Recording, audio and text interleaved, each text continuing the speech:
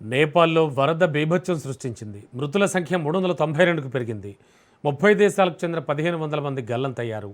వారిలో 288 మంది భారతీయులు ఉండడం కలకలం రేపుతోంది. 77 మంది ఈషా ఫౌండేషన్ యాత్రికులు మిస్ అయ్యారు. టిబెట్లో కూడా భారీ విధ్వంసమే జరిగింది. సహాయక చర్యలు కొనసాగుతున్నాయి. నేపాల్కు భారీ సాయం పంపించింది భారత్.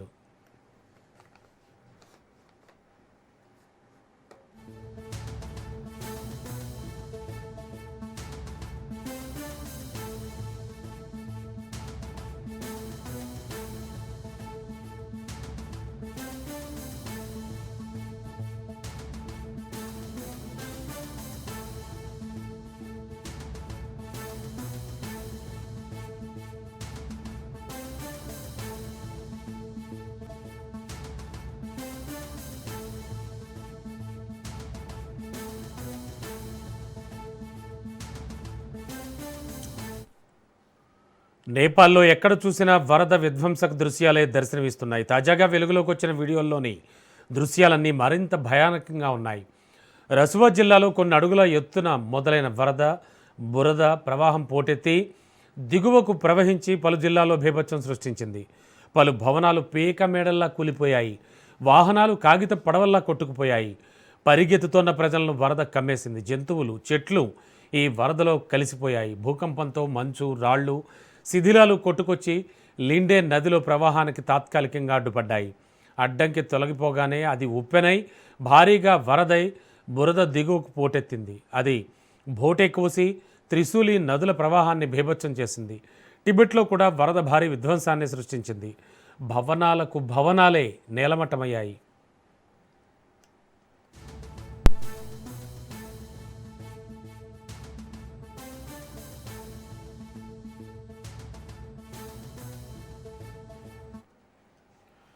నేపాల్లో వరద బురద కొట్టుకొచ్చిన త్రిశూలి నదిలో 30 నిమిషాల్లో నీరు 9 మీటర్ల ఎత్తుకు ఉప్పొంగింది. అదే సమయంలో మలేఖు ప్రాంతాల్లో 7 మీటర్ల మేర పొంగి పొర్లింది.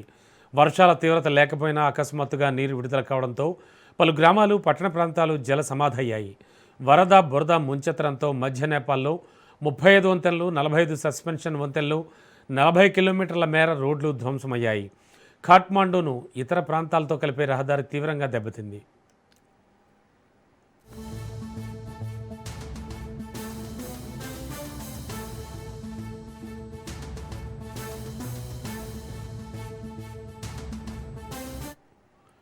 నేపాల్లో సంభవించిన విపత్తులో మరణించిన వారి సంఖ్య 392కు చేరుకుంది. మరో 1500 మందికి పైగా గల్లంతయ్యారు. టిబెట్లో 3 మృతి చెందారు. 558 మంది గల్లంతయ్యారు.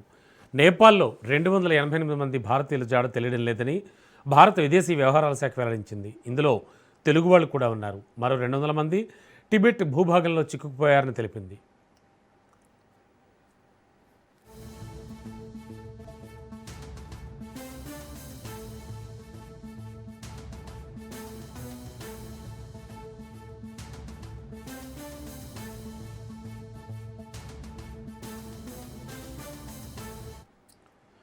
సామ్రాట్ ట్రావెల్స్ ద్వారా 37 మంది, ఫ్లై ఎవరెస్ట్ ట్రావెల్స్ సంస్థ ద్వారా 49 మంది తమిళనాడుకు చెందిన వారు మానస్ సరోవర్ యాత్రకు వెళ్లారని, వారి ఆచూకీ తెలియడం లేదని విదేశీ వ్యవహారాల శాఖ అధికార ప్రతినిధి రణధీర్ జైస్వాల్ తెలిపారు.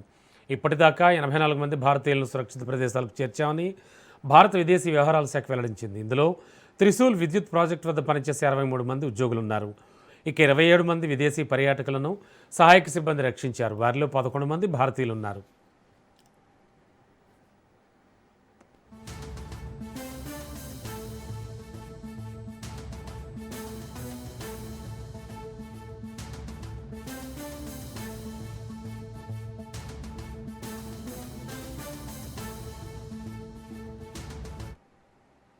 నేపాల్కు మరో వరద ముప్పు పొంచి ఉందని చైనా హెచ్చరిస్తోంది. భోటెకోసి నదికి దిగువన రసువా జిల్లాలో ఒక ఆనకట్ట తరహా ఆకృతి ఏర్పడిందని, అందులో భారీగా నీరు చేరుతోందని, అది మరింతగా పెరిగి రాబోయే 3 రోజుల్లో ఎప్పుడైనా బద్దలయ్యేటువంటి అవకాశం ఉందని అంటోంది. ఈ ప్రాంతం నేపాల్ టిబెట్ సరిహద్దుల్లో 2 నదుల సంగమ ప్రదేశం వద్ద ఉంది.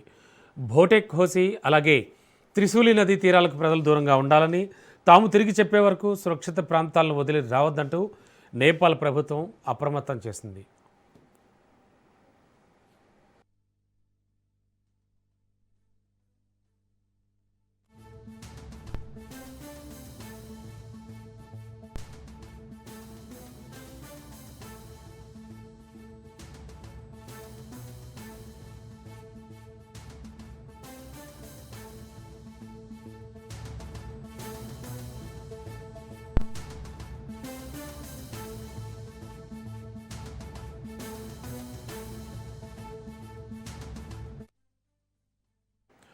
నేపాల్లో సహాయక చర్యలు ముమ్మరంగా కొనసాగుతున్నాయి. 47.5 టన్నుల అత్యవసర సామాగ్రిని నేపాల్కు భారత్ పంపించింది.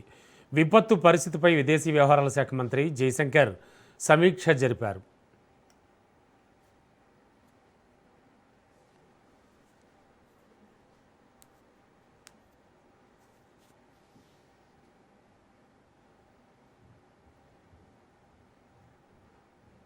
की जो बात हमने कही कि 21 लोग तमिलनाडु से जिनको रेस्क्यू किया गया है उनकी जानकारी हम आपको हमारे एक्स पोस्ट के माध्यम से दे रहे हैं, उनका नाम दे रहे हैं ताकि उनके परिवारजन को और उनके लोगों को तक ये बात पहुंच सके और उनमें आश्वासन आ सके।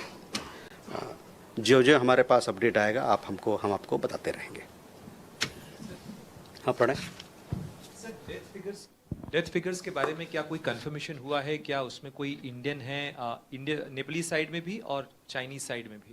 तो डेथ फिगर्स के बारे में वही हमारे पास जानकारी नहीं है, लेकिन जैसे मैंने आपको बताया कि एक प्रकार से स्थिति जो है वो लगातार बदल रही है, वहाँ पर एक डायनेमिक सिचुएशन है और जो ही हमारे पास और कुछ साझा करने को होगा हम आपसे साझा करेंगे। ये 200 लोगों की बात जो मैं कह रहा हूँ तो फंसे हुए हैं, तो स्टैंडर्ड है, इनको निकाला जाएगा वहाँ से।